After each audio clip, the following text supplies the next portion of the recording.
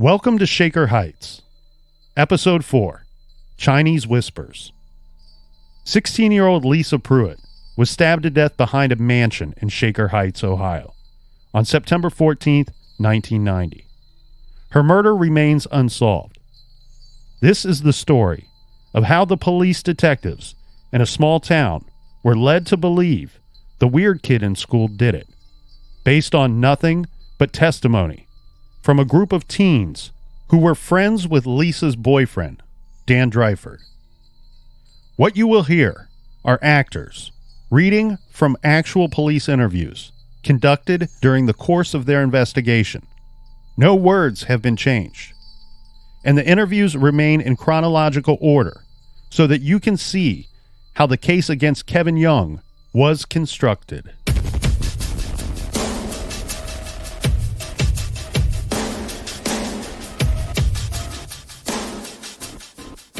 This is Detective Richard Mullaney at the Shaker Heights Police Department interviewing one Christopher N. Jones. Mr. Jones, can you continue your statement? Dan was pretty angry about being a suspect, or the way they portrayed that. Pretty much from there, many people came and left Dan's house that night. Eventually, me and Dan Messinger got a ride from Scott Friero to the Pruitt's house. We talked to Mr. Pruitt. We went up into their house and spent a little time in Lisa's room. Then me and Dan Messinger were going to walk home. We got a ride about halfway to Dan's house from Randy Stokes. We got back to Dan Dreifert's house, and I spent the night there. We then went down to Dan's basement and talked there for a while. Debbie Dreifert came down, and we discussed the possibility that Kevin Young might have done it. It started from Shane and John, who had heard about a month before that Kevin Young wanted to kill both Dan and Lisa, because he had been with Lisa for 2 years, and Dan had stolen her, or taken her away from him. After a while, we went back up to Dan's room.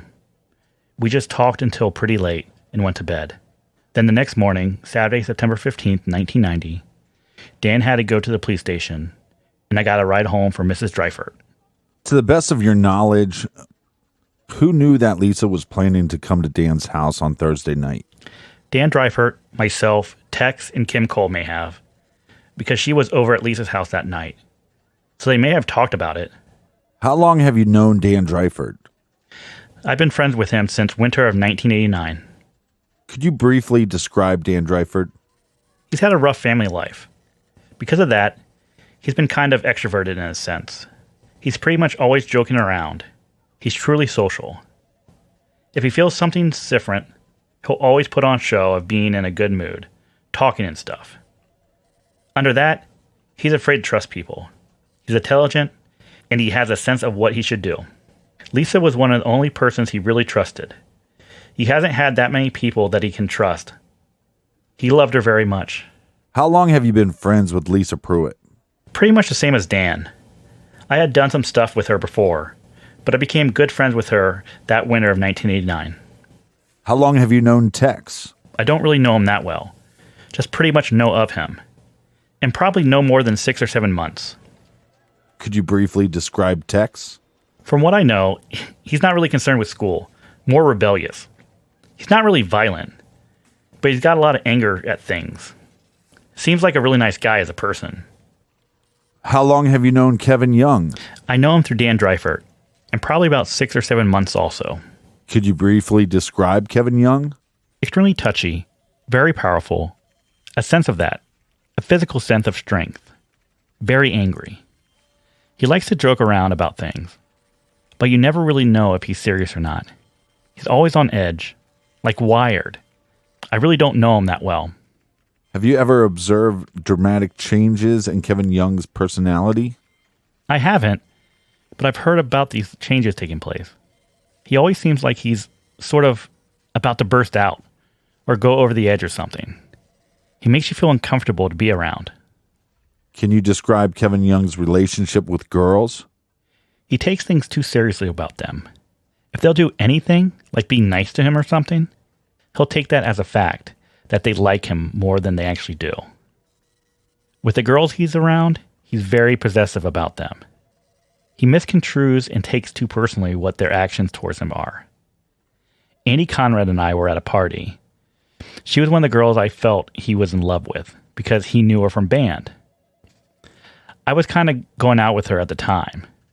Whenever she would come over and talk to me or come and sit by me, he would give me this really dark glances.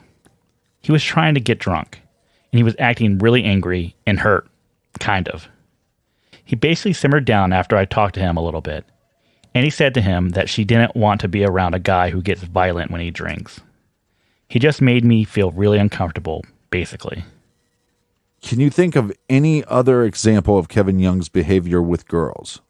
He asked Becca Boatwright to prom, but I can't really remember if she refused. I believe she refused. He began to hate her for that and verbally disparaged her, and he made a lot of rude comments about her. He seemed angry. He then asked Ellen Donald, who was a freshman, and he was a senior. She told him that her parents wouldn't let her go. He seemed angry at her too about this, but that's all I heard.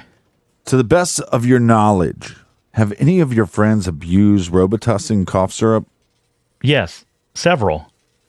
I tried it once, and Andy Conrad, Becca Boatwright, and Dan Dreifert. And Tex and Debbie Dreifert also. Could you describe what effects using Robitussin had on you? I took it along with alcohol. Nobody else really did that. I became extremely nauseous. I couldn't see straight, really. I had distorted perception of what things really seemed like. It became extremely talkative.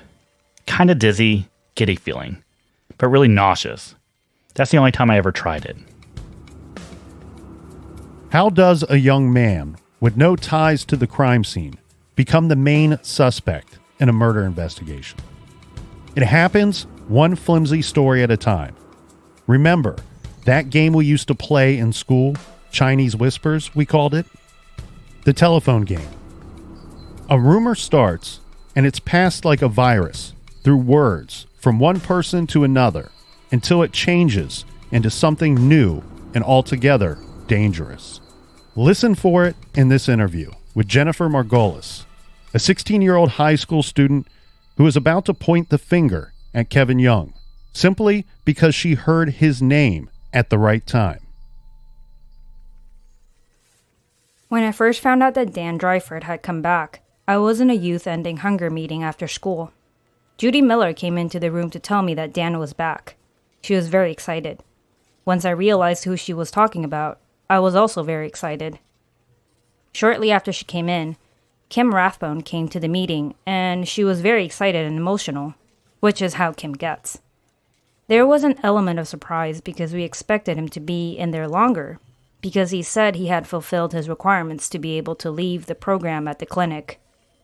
Basically, we were all surprised and excited that he was back. I talked to Lisa Pruitt that night. It was before her flute lesson. She was rambling on about how wonderful her life was and how wonderful that day was.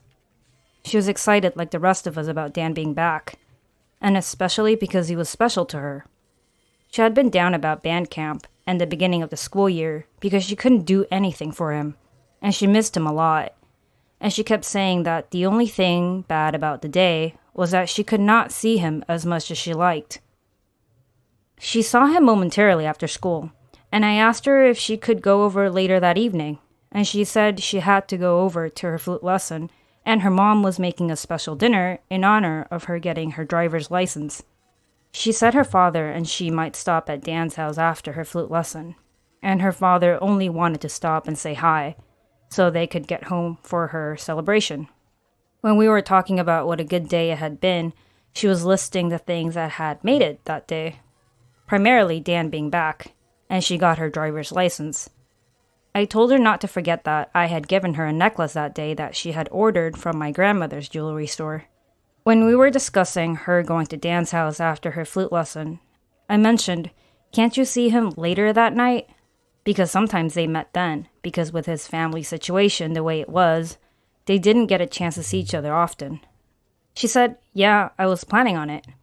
I think then we just talked for a few more minutes about everything was great, and then we both had to go. That was the last time I spoke with Lisa. So I think that about wraps it up about my impressions of the day that Dan came back. I also needed to talk to you guys about Kevin Young. I found out that Kevin was a suspect or I heard the rumor that he was a suspect on Saturday night, right after Lisa was killed. It was Judy who told me that because she heard it from Becca Boatwright. That was at Dan's house on Saturday night. The minute Judy told me, I got really upset. For some reason, it had never occurred to me before that he could be a suspect. Because I was running through a list of people in my mind that I thought might be capable of doing something like this, or knew she might have been going over there. And although I thought of everyone I had ever seen at Arabica, Kevin never came into my head. But the minute Judy told me, I believed it. I mean, not so much in my head, but in some non-thinking way, I believed it.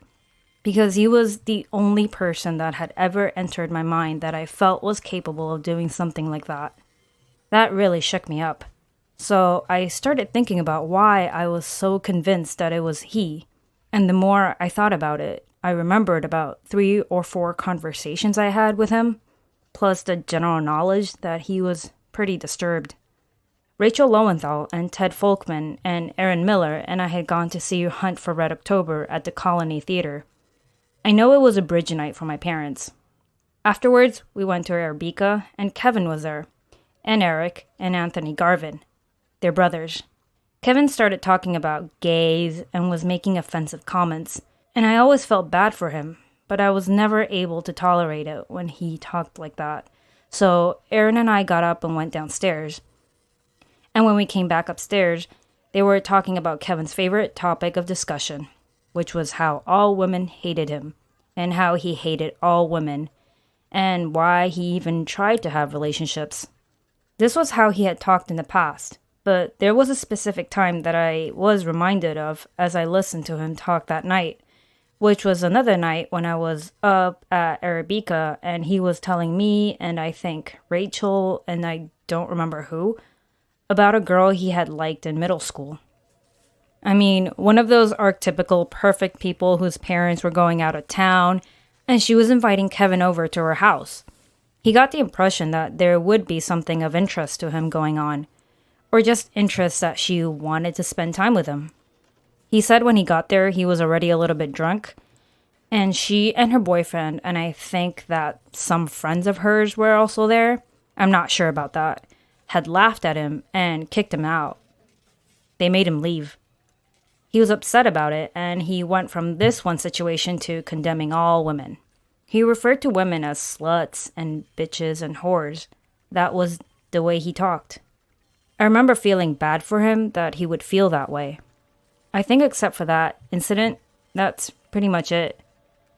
That's what I was thinking the night we saw Hunt for Red October.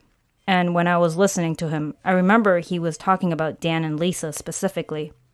He was saying that he could never get any women himself, and I'm sure they were derogatory. Usually he said, I hate bitches, I hate sluts. A lot of kids talk that way. It's an insecurity thing. He was complaining how guys like Dan could get sluts like Lisa to suck on cocks and how Kevin didn't have anyone, and raving on about how unfair it was. The conversation changed to more normal topics. The next thing I remember that scared me was that same night, but later on, when we were sitting out on the lawn in front of Arabica, and Rachel and myself and this guy Chris, who worked at Captain Tony's, and Kevin, and I think 1 or 2 fight guys, people who hang around school and don't attend classes, and Kevin was talking about how he didn't ever seem to have any successes with women at all. He said to Rachel and I that if we ever got the chance, he was sure we would reject him, and our friends would reject him. He said that if he would go out with a girl, he would call her a week later, and she would put him off and ignore him, basically. He said how he didn't like to be ignored, and said, I won't let people ignore me. Rachel said, how can you change how people feel? If they don't want to see you, there isn't much you can do about it. And he repeated that he wouldn't be ignored, and that people can make impressions on people, and it has been done. And then Chris, who is a serious pragmatist, said, well, a good impression or a bad impression? Kevin said, whatever works. It was kind of chilling at the time, and worse when I remembered it in this context. in the context of what happened. Chris then asked Kevin, well, are you talking like Hitler or something? And Kevin said, well, it made an impression, didn't it? There was a silence and we changed the subject. I think the most recent time I talked to him was when Dan was at the clinic and Rachel and Charlie Martin and I had stopped at Arabica, and Kevin was there with Ken Mitsumoto. The two of them came and sat down next to us and were talking about Dan. Ken said to Rachel, I haven't seen you all summer. Where have you been? She had been to Interlaken. And she was kidding and said, I was in rehab. He believed her. And she said she was kidding, and then we talked about Dan, and then Ken said, well, isn't Dan in rehab? Neither Kevin nor Charlie said much about the situation of Dan being at the clinic. Then Rachel and I set them straight where Dan was and why. They talked about some ridiculous rumors they heard, and Ken talked about when he was in rehab. Then Kevin said, well, I'm sorry he's there, meaning Dan. Kevin said, I have some unfinished business to take care of. I remember thinking that sounded ridiculous. I think I laughed at the time. Then he said with him and the slut, and it was either the slut or bitch or whore, in reference to Lisa. Kevin continued and said, I was gonna fuck with him real good, but now he's not around, or something along those lines. When Kevin said that, I looked at Rachel and she looked at me, and I said, you don't need to talk about our friends like that. And he apologized and said sorry, and continued to talk about Dan.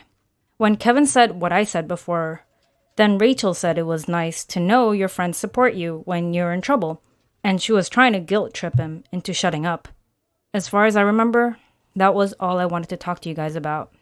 When you refer to Lisa going over to Dan's house late that night, did she usually go to Dan's house, or did he come over to her house? I know she had gone over there at least once before, because she talked to me about it. But I think more often, he went to her house late at night. When I talked to Dan last night, he said, whenever she came over, I waited for her. And it gave me the impression that she had gone over there more than once. Have you ever known Lisa to use any drugs or alcohol? Drugs? No.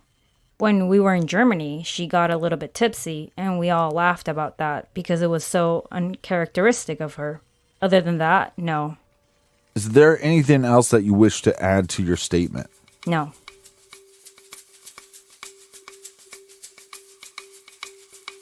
The date is now September 22nd, 1990. It is 1 week after Lisa's murder. Kevin Young, the weird kid in school, is the primary suspect. They have consulted with the FBI already about how to get Kevin to confess to the crime. And only now do police detectives sit down for a formal interview with Kim Rathbone, the 16-year-old girl who lives behind Dan Dreifert's house. She has been holding on to some very important clues, though her memory is already a bit foggy.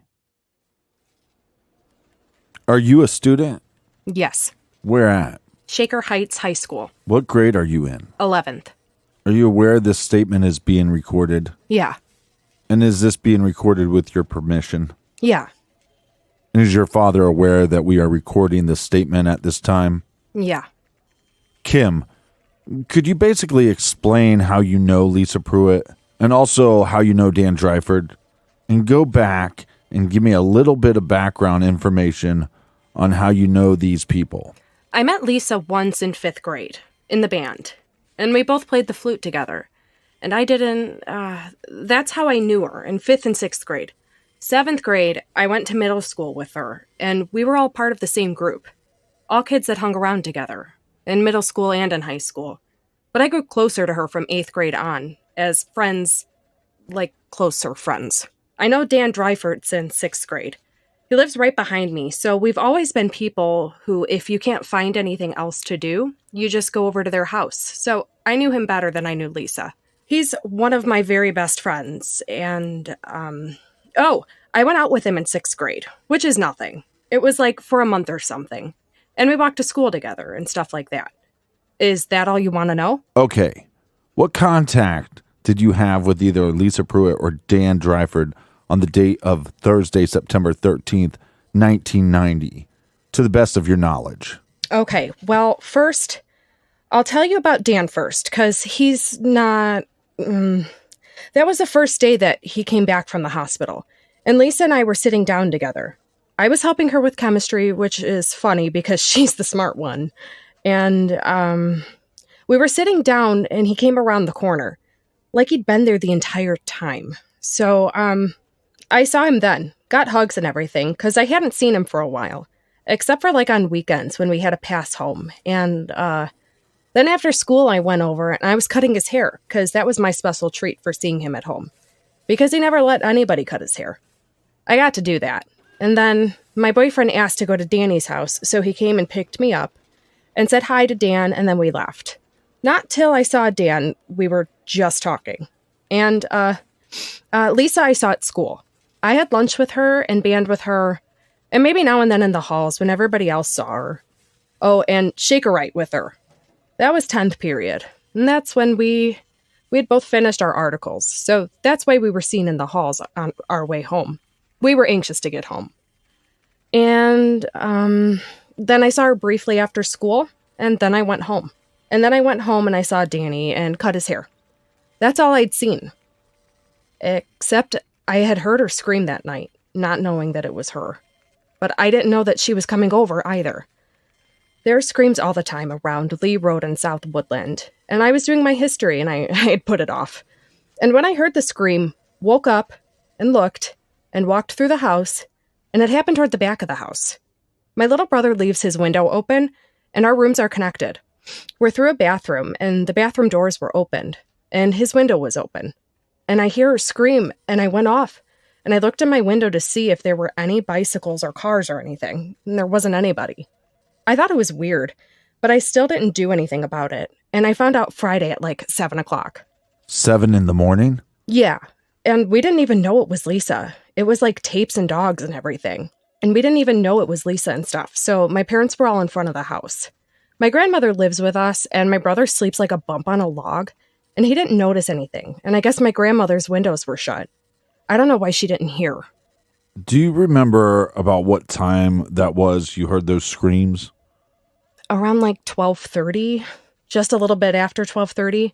I was hoping that it wasn't her, but just from I heard from other people and everything, putting everything together, it seems to be. So I'm not even absolutely sure that it was her, but it just seems like the normal way. How do you know about what time it was? Were you aware then what time it was? Or did you just kind of hear what time it happened later and then... No. I glanced at the clock when I heard it. I don't know why, because I was just like working really hard and it was distracting me out of my work. So I just glanced to see what time it was. So you were awake at the time? Yeah, I was up. Doing your homework? Studying my history. Do you remember exactly what the clock said? Mm-mm. In other words, between 12:30 and 12:45. Because I went to bed at 1, but it was then. So that I understand you correctly, your bedroom faces Segwick? Yes. On what side of the house? Towards facing the house. Towards South Woodland? Say, if you're facing your house, is your bedroom towards South Woodland or towards Shaker Boulevard? Towards South Woodland. My parents are towards Shaker Boulevard. The last time you saw Lisa Pruitt was on Thursday at school. Is that correct? And did you see her any time after that? Mm-mm.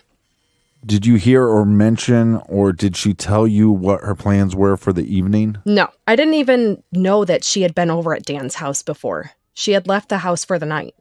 I didn't even know that she had been over there for then. I think I must have... I don't even remember what I was doing that night. Ate dinner with my family. That's about all I remember. Sometimes you can hear from Dan's backyard. You can all the time hear.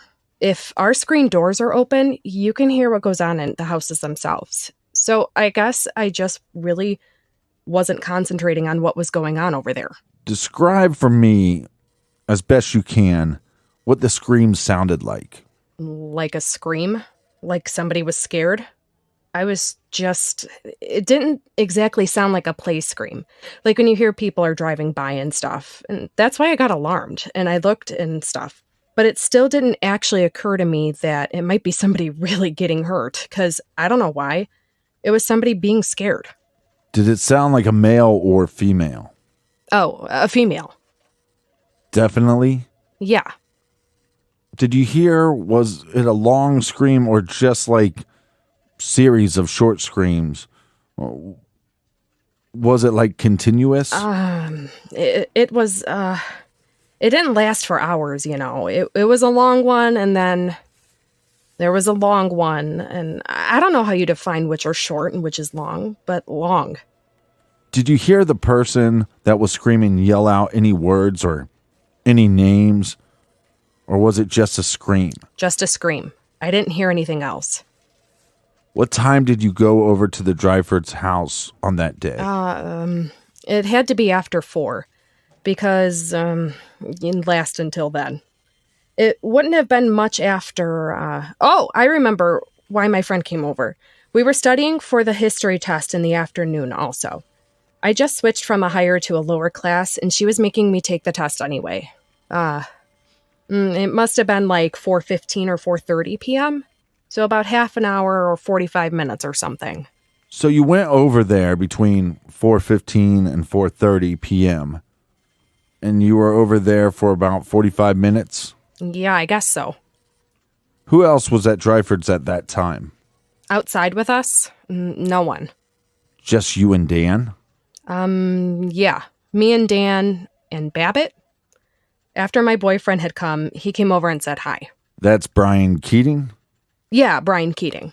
Did you see anybody else at the Dryford's house? I'm trying to remember whether his mom was home or not. I don't really remember whether anybody was home. Did you go in the house at all? No, we stayed out in his backyard. In that porch area? Yeah. And you cut his hair then, right? Yeah. In general, did you and Dan talk about that day? Oh, well, he had just gotten back. He was telling me about the people that he had seen, and just... For some reason, I remember Brian coming over and saying, well, how do you like freedom now? I guess. Oh, I had sent him a care package. It was just mementos and stuff. When he had entered the hospital, I gave it to his sister and his mom to bring. But I wanted some of it back, because it was the only things that I had about him. And he had stuff about me, so I still needed those things. So he returned them back to me. He gave me a little stamp just as a joke. Then, like, a big surprise was cutting his hair. And we were talking about how short he wanted his hair and whether he wanted me to put it in a point in the back or not. Just the way he wanted it, and said that he trusted me and I could just do whatever I wanted to. He had complete faith in me, and I guess that's just about it. Did he talk about his plans for the afternoon or evening? No. Did he mention anybody was coming over that night to visit him? No. If I had the chance, then I was supposed to call him again. But I had to study for the history and then eat dinner, and then I had other work to do, so I didn't end up calling him. So you never talked to him the rest of the evening? After that, no. Okay. And did you talk to Lisa Pruitt at all the rest of the evening? Either in person or on the phone? No.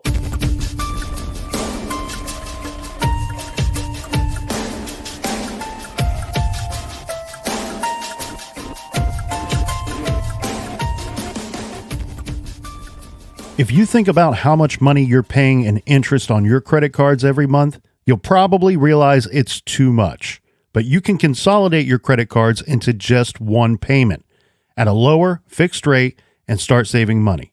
It's easy with a credit card consolidation loan from Lightstream. Rates are as low as 5.95% APR with AutoPay. Lightstream believes that people with good credit deserve a better loan experience, and that's exactly what they can deliver. One customer said, quote, I heard about Lightstream through a radio program advertisement. I am so glad I had the courage to reach out and try their service. Top-notch customer support and service, very streamlined process, and no issues or regrets. Just for my listeners, apply now to get a special interest rate discount and save even more.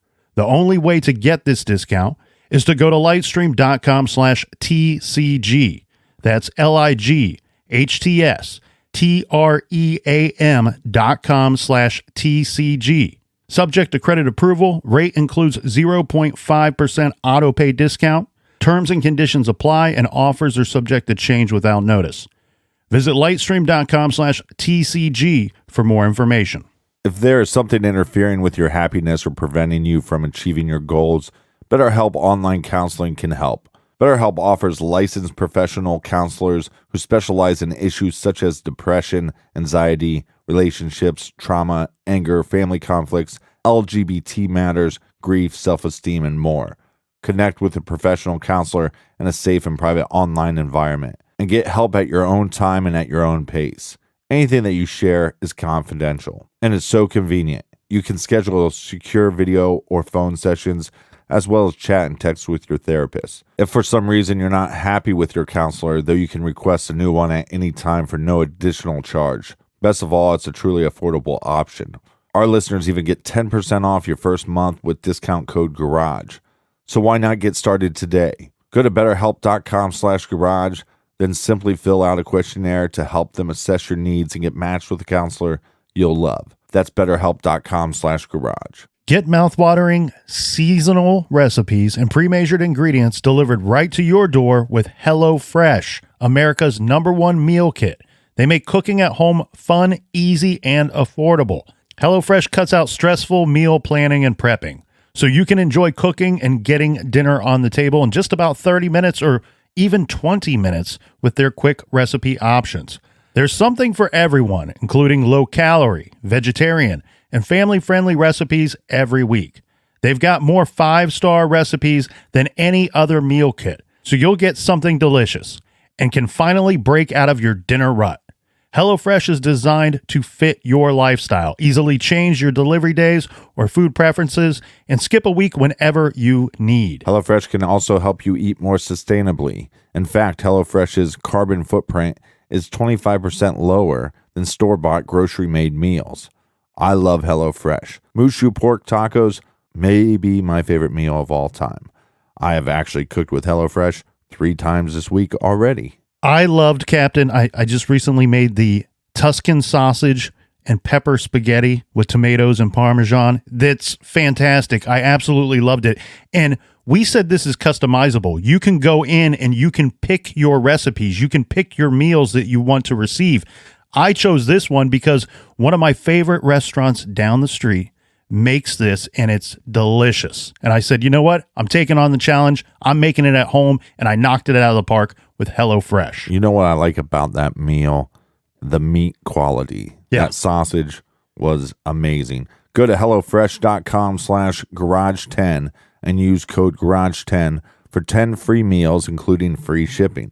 That's HelloFresh.com/garage10 and use code garage10 for 10 free meals, including free shipping. Check out HelloFresh.com/garage10 today.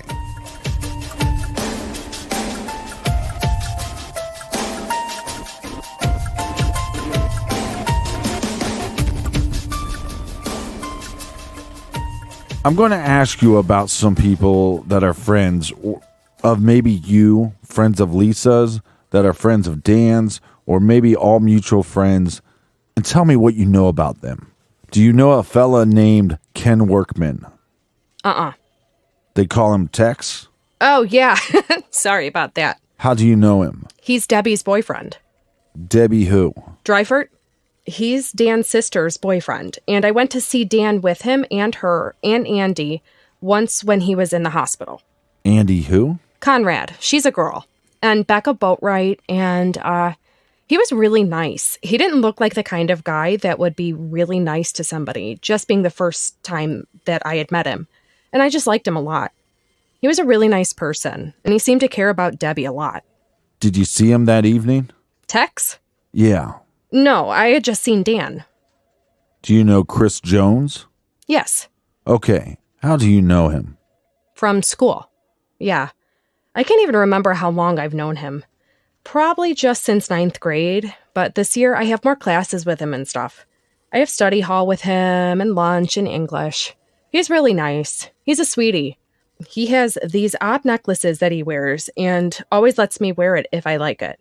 He's friends with, I forgot to tell you. Tex, I think, had met Lisa a couple times, but he didn't really know her. And then Chris knew Dan real well, and he knew Lisa real well, too. How about Dan Messenger? I've known him since either 7th or 9th grade. In 9th grade, I hung around with him a lot. And that kind of drifted off, I guess. He knew Lisa real well. And he knew Dan real well. And him and Dan used to go over to Dan's house. And they'd mess around with the camera and stuff like that. These odd pictures that they would take. He was real good friends with both of them. He was really upset. Do you know anyone that might want to hurt either Dan Driver or Lisa Pruitt that you are aware of? That would actually do it? Or that I think might do it?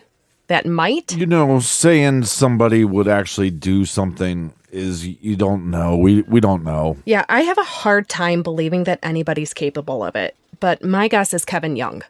Kevin Young? Well, he used to threaten him all the time. He used to say weird stuff. Like what? He said he wanted to... Well, he was in a mental or psych ward or something when he was a sophomore. And he said that he wanted... Generally, he said he wanted to get back at the rest of the world for putting him through what he had been put through.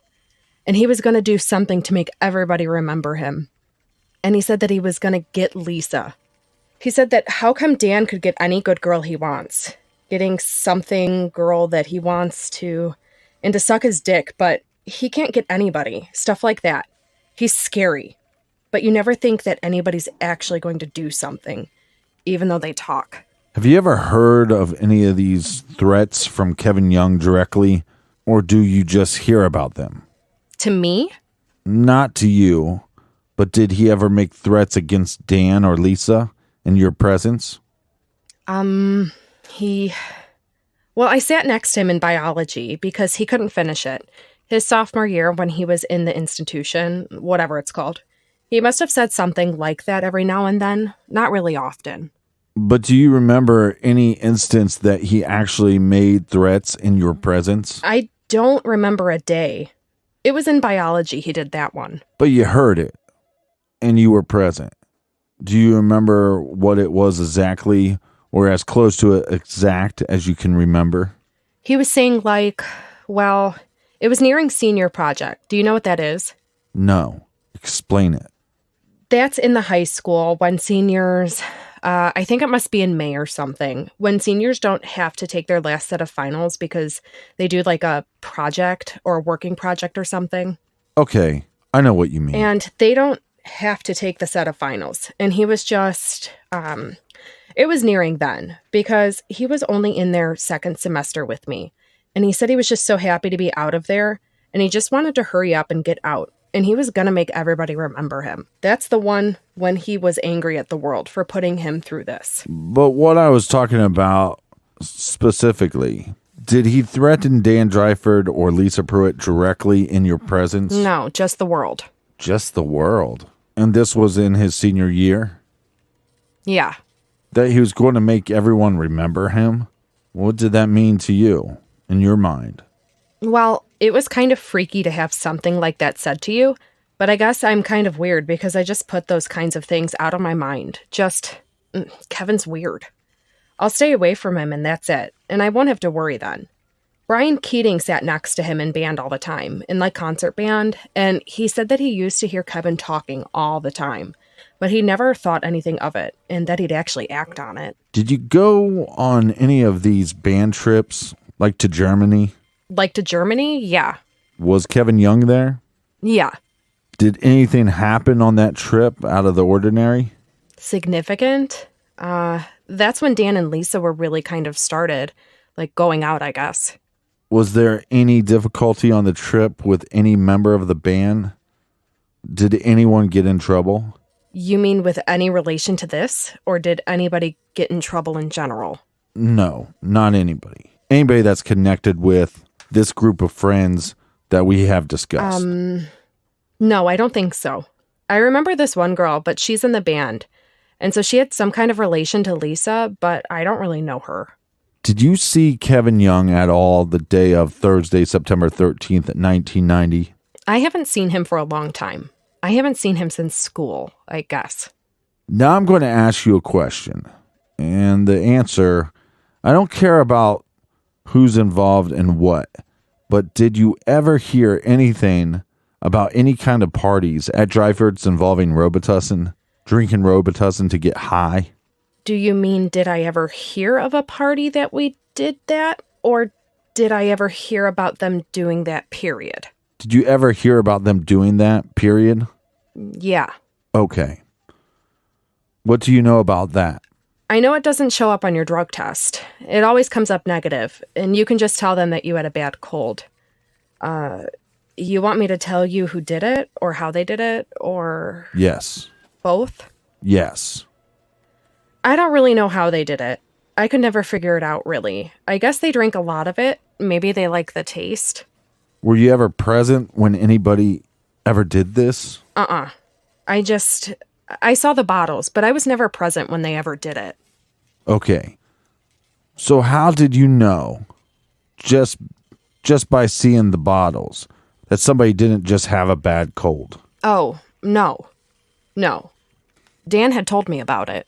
What did he tell you about it? He told me that he got high off of those because that way he wouldn't ever really be using any real drugs. And he could still feel good, I guess. And that was just, I can't remember who the people he said he'd done it with. I remember when I was there, Jamie Greenfield was there with me in the same room. And I think Steve somebody, I don't remember. Do you know who they are? No. They're friends of Dan's. I don't think they ever met Lisa. What are their names? Jamie Greenfield and Steve something. They go to my youth group, and that's how they know Dan. It's through the Unitarian youth group. I just remember it was in his dining room that they took off the bottoms and he showed them to me. And I was just like, what are those? Dan showed you those? Yeah. Dan pulled them out of a paper bag full. I mean, not all the way up to the rim. There was 7 bottles or something. Did he ever tell you what he felt like when he took Robitussin? He said the first time that he did it, I'm trying to remember the words he used, what he used to describe being high. Did he mention, other than being high, any kind of unusual reaction or effect that it had on him? Well, I remember him talking about his friend was just totally out of it. Talking about going into a forest or something. There are trees right there, hallucinating or something. Do you remember who the friend was he talked to? No, you have to talk to Dan about that. He knows that, but I don't ever remember him talking about... I mean, he never hallucinated like that. I don't think he ever did it to the point where he was like that. Why are you asking me about the Robitussin anyway? It's just something that's come up in other statements and conversations. So we have to clarify that. Well, Dan doesn't drink anymore because he was ill with Robitussin.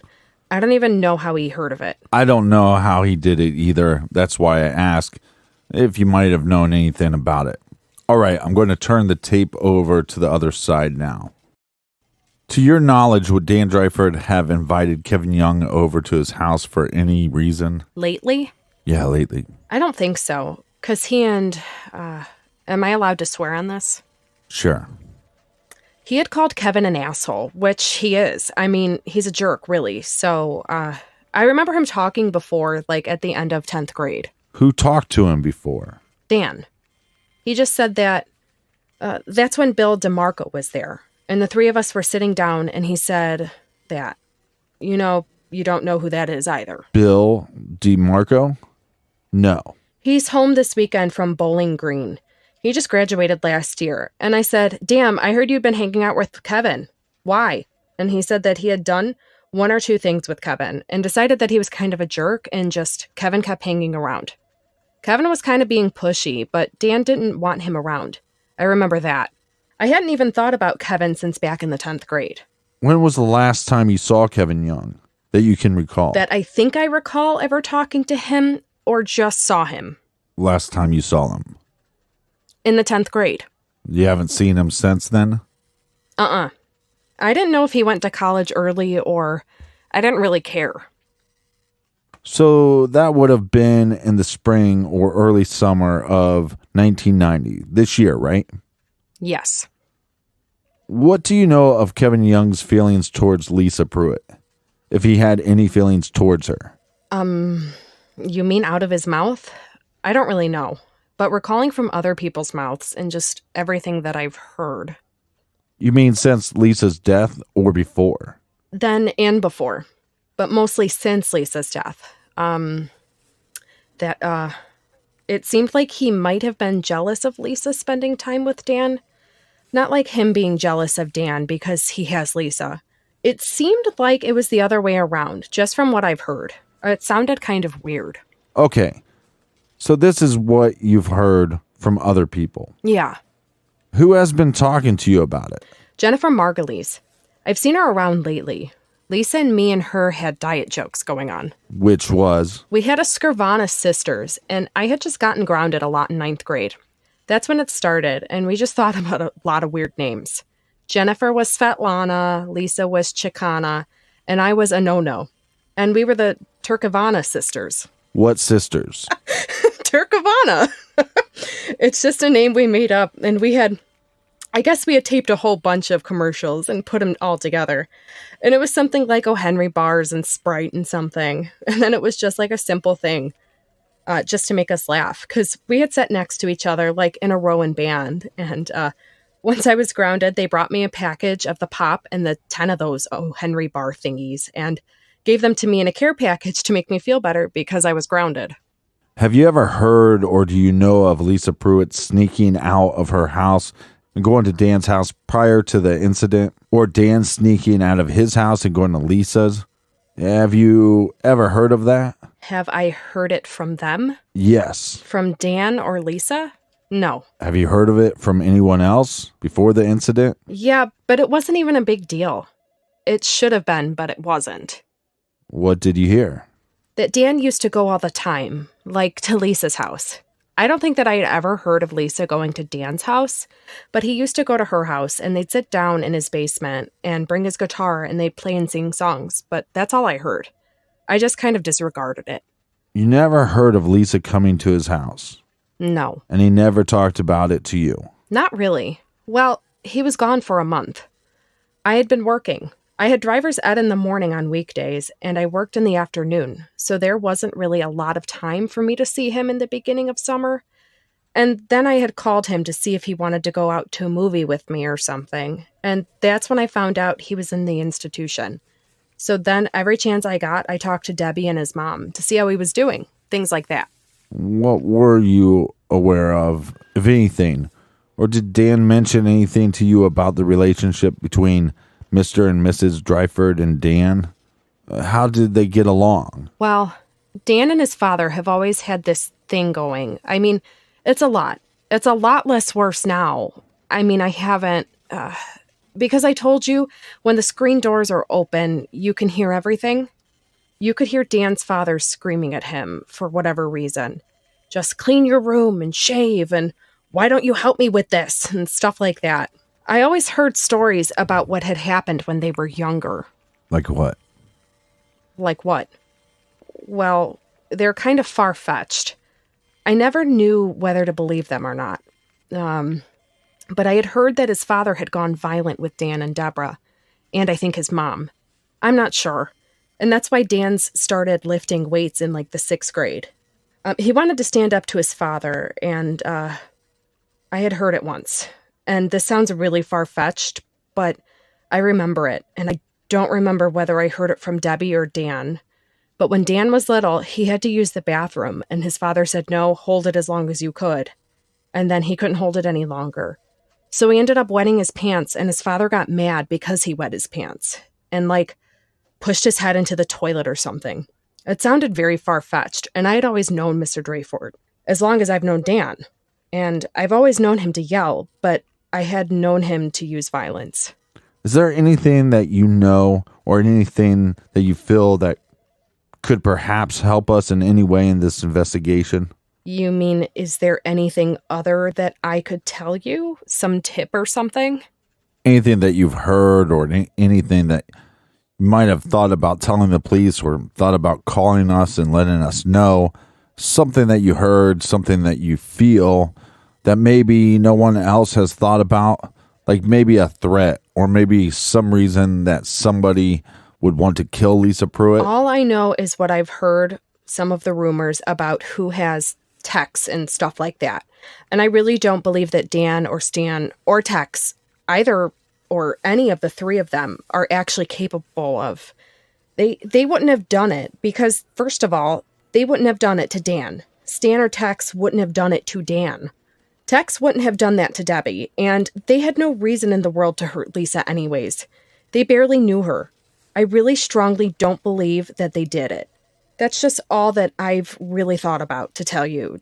Just who didn't do it. I don't know who did it. Who is Stan? Who are you talking about? I heard that Stan was somebody. Stan's just a friend of mine. No. You know Stan? Yeah. You know his last name? No. It's funny. I've known him since the 9th grade, but I don't even know his last name. But I can recognize him from a mile away. Can you describe him for me? He is big. Well, everybody's big to me, but he's big and he has long hair. Probably down to his, well, it's shorter than his shoulders now. He looks awkward. He smokes. I'm trying to remember whether he had an earring or not. I don't think so. Well, maybe he does. I don't know about that one. No. Just disregard that. Does he go to the high school? Well, he did last year, and then he ended up dropping out, and then this year he was enrolled again, and he was caught smoking on school grounds, and he was suspended. Then he was caught on school grounds when he was suspended, so now he's supposed to pay something or serve something in jail. Or, I don't know. I don't remember what the outcome is, but he's supposed to go to school.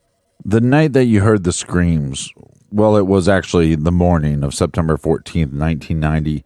Did you hear just before or just after that? Did you hear any other type of noise that might have caught your attention? No, that's why I thought it was so freaky. Because I heard the scream and just looked and I couldn't see anything else. So I just said, oh, it must have been somebody in their car or something. You didn't hear any kind of maybe a car pulling away or screeching tires or... Not even the police when they came in the middle of the night. You went to bed about 1 a.m.? Mm-hmm. Just about exactly. When the police were all around, looking around, you didn't get up at all? I didn't hear it at all. I was so tired from staying up so late studying.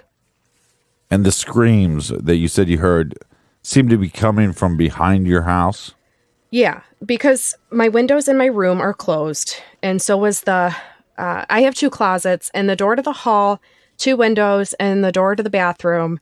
The only one that was open was the door to the bathroom, so I figured it came from any other direction. It would have sounded more muffled. Did you know Lisa to keep any type of diary or anything like that? I knew that she always shared her thoughts with her friends.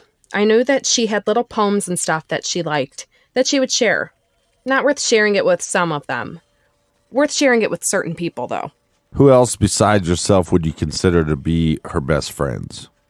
I don't think I'm her best friend. Just Jennifer was really close to her. And Rachel Lowenthal was very close to her. And Kim Cole grew close to her in the summer. Dan was really close to her, and Judy Miller was close to her. I guess I'm kind of on the outskirts of people that were close to her. Who would you say would be Dan's best friends? Dan's best friends? Well, Lisa. He was very special to me. I don't know whether he would call me a best friend. We spent a lot of time together. Used to share a lot of hidden thoughts. I don't know if he would actually call me one. I would like to think that I was one. I don't know who he would call his best friends now. All of the people that I just named were close to Dan also. I know there was one guy that he met in the institution with him, but I don't know if he would call him his best friend. Do you know his name? Oh, he was just talking. I was just over at Dan's house yesterday, and he was talking to him on the phone. Mike Pagel, maybe? That's the closest I can call him. I think that's it. His first name is Mike? Yeah. I answered the phone. I said, this is the Dryfort residence. And he said, is Dan there? This is Mike. So I'm really not sure on the last name. I know Bill DeMarco spends a lot of time with him. Before they left, they used to call each other over the summer. Do you know a kid named David Brannigan? Uh-huh. He used to babysit for me. He lives a couple houses down. He's really nice. Did you see him at all on Thursday? No, I didn't even know he was home. I just saw him last night at Arabica. I was with my parents, and I just said, oh, wait a minute, that's David. And I went over and I said, hi. The last time I saw him was, I think it was right when school was ending, and he saw me in the hall and caught me and took me to Arabica, and we were talking, and he told me about this girl he met, and da-da-da-da-da. Do you know what the girl's name was? Megan? I think he's rooming with her now, or he's going to be rooming with her soon. I don't think he's going back to school this year, but he's working down in the flats at the Arabica. He's working at Arabica? Yeah. I forgot where he's working in the flats, though. He told me, but I can't remember. Is there anything else you wish to add to your statement? That would help you, really? I don't think so.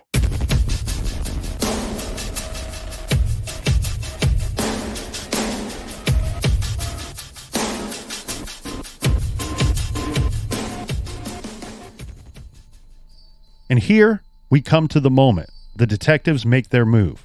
It happened on September 26, 1990, 12 days after Lisa Pruitt's homicide. 6 police officers from Shaker Heights drive down to Ohio State University in an attempt to get Kevin Young to confess to the crime. They have been briefed by FBI agents on how best to do this. The profilers told them their best chance would be to surprise Kevin and talk to him at night.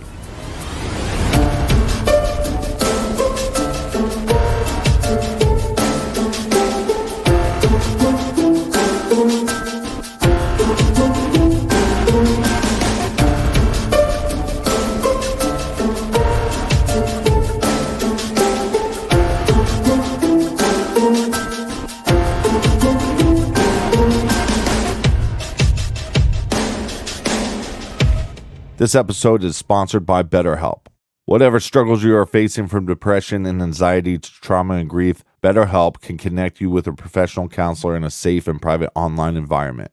It's so convenient. You can schedule a secure video or phone session, as well as chat and text with your therapist. And anything that you share is completely confidential. Best of all, it's a truly affordable option. Our listeners even get 10% off your first month with discount code GARAGE.